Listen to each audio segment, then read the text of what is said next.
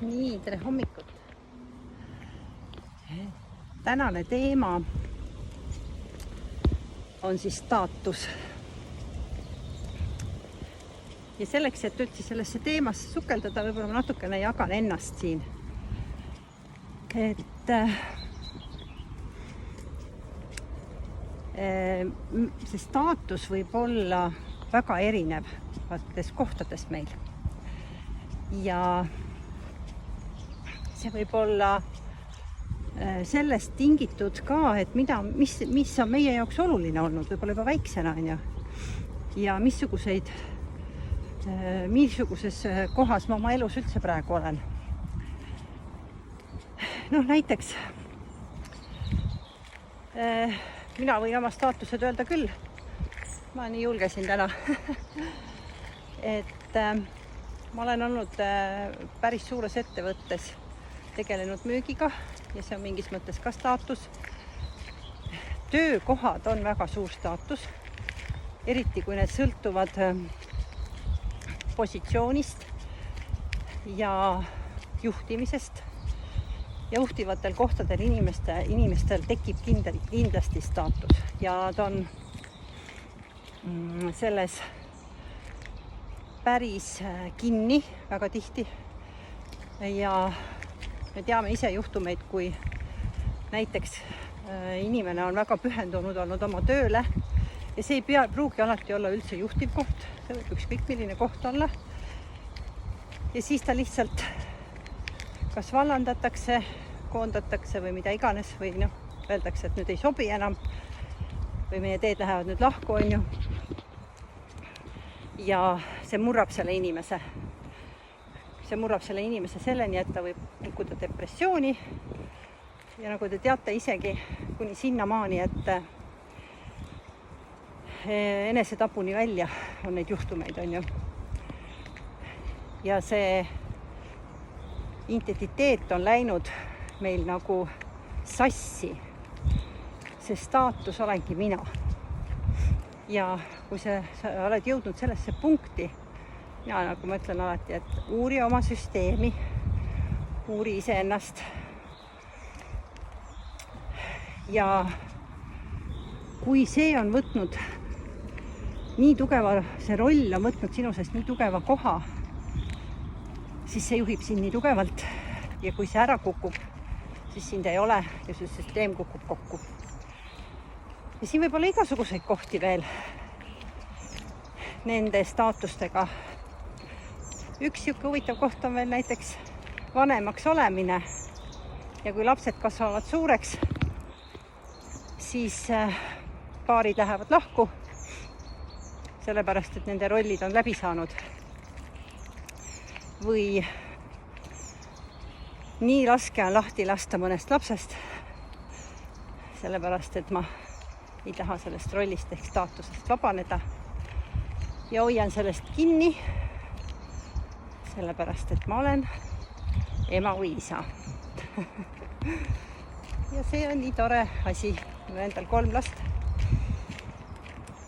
Ja hingan sisse, hingan välja ja sellepärast, et sa pead liikuma täiesti teise süsteemi. See laps on täiesti iseseisvas süsteemis, ennem kui need olid ühendatud, siis nüüd on nad täiesti lahus, kui laps saab täiskasvanuks. Ja sa pead sellel enda sees koha andma ja loa andma. Ja see on väljakutse. Siis on kindlasti staatus rahaga. Ja see on väga siuke huvitav koht, peidetud koht. Ja sellest hoitakse väga kinni. Ja need inimesed, kes on rahaliselt kaotanud, kukkunud, olnud väga keerulistes kohtades. Nii, ratas korraks liigub mööda. Ma tean, millest ma räägin. Mul on olnud hetki nii, et mul rahakotis on lihtsalt mõni euro. Nii et ja teadmata, kuidas see homne päev tuleb või läheb. Ja see on nii huvitav, see on õpetanud tohutut usaldust maailma vastu, iseenda vastu. Ja mida rohkem seda usaldust tekib, seda kiiremini need lahendused tulevad, võin teile ka öelda. Aga sellest läbi minna ja sellesse krampi mitte kinni jääda, ütlen ausalt, see on meeletu väljakutse. Aga ma tean, et igal asjal on lahendus. Pluss veel see, et me võime olla hoopis seotud siin kas oma vanemate või suguvõsa dünaamikaga. Ja see rahaline staatus on see, millest inimesed tohutult kinni hoiavad, sest mitte keegi ei taha tagasi kukkuda. Ja kuidas seda nagu vastu võtta enda sees, kui see juhtub? Minuga on see juhtunud. Peale lahutust jätsin ma oma eksmehele 2 maja ja pidin lapsega välja kolima. Ja väga tavalisse korterisse. Ma siiamaani ei tea, kuidas mu laps sellega toime tuli. Aga kindlasti tegi seda tugevamaks. Ja loomulikult mind ennast ka, et see kasv, mis siis nagu on nüüd järgnenud kõikide nende staatuste katkemisega, on väga huvitav olnud, ma ütleks. See on nii põnev teekond olnud ja iseendas selline arusaamine võib-olla sellises suuremas pildis. Ja kindlasti need, kes ei ole seda läbi elanud, täpselt samamoodi nagu kes ei ole läbi elanud seda, et lapsed lähevad kodust välja, siis seda kogemust, kui ei ole, seda ei ole võimalik ette kujutada. Sellega, see on lihtsalt nii.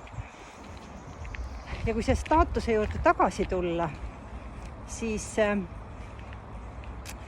mina soovitan korraks teha endal selline paus ja mõelda, mis on see, millest ma mitte mingil juhul loobuda ei taha. Ja see on kõige huvitavam koht nüüd. See on nüüd see koht,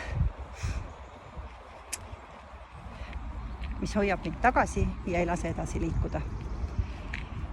Ma olen näinud väga palju, ise ma olin samamoodi, ma istusin 3 aastat kohtuprotsessis, sest ma ei olnud nõus sellest staatusest lahti laskma. Ja kui ma seda tegin, siis oli see väga raske. Ma tean, mida see tähendab. Ja see ärakolimine oli minu jaoks väga kohutav kõik. See oli selline tohutu alla mäge kukkumine. See on juba nüüd mitu aastat tagasi. Praeguseks on minuga kõik väga okei. Ja kuidas sellest siis nagu sealt üles tulla, välja tulla, on alati väljakutse. Nii et mis ma siis tahan öelda? Ma tahan öelda seda, et need pidurdused meie elus, miks me edasi ei liigu, on kõik see, millest me tohutult kinni hoiame ja loobuda ei taha.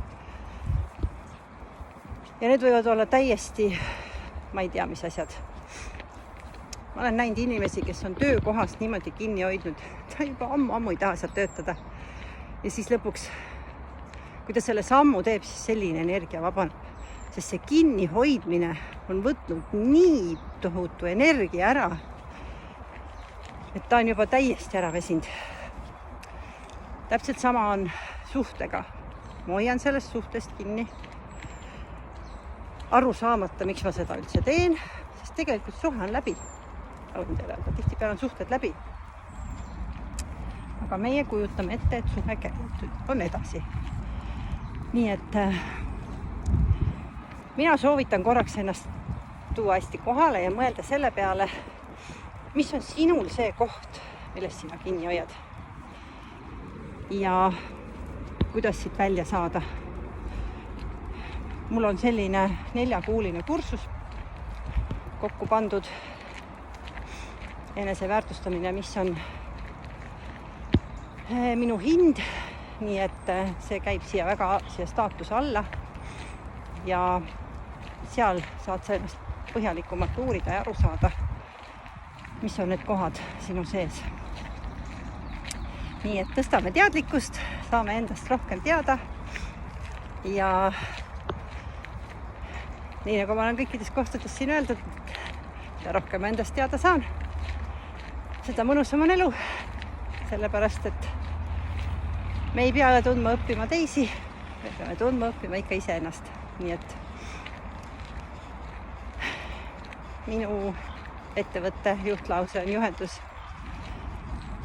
sinu endani, nii et sa siis kõnni seda teed ja saa endast teada. Nii et mõnusat päeva sulle!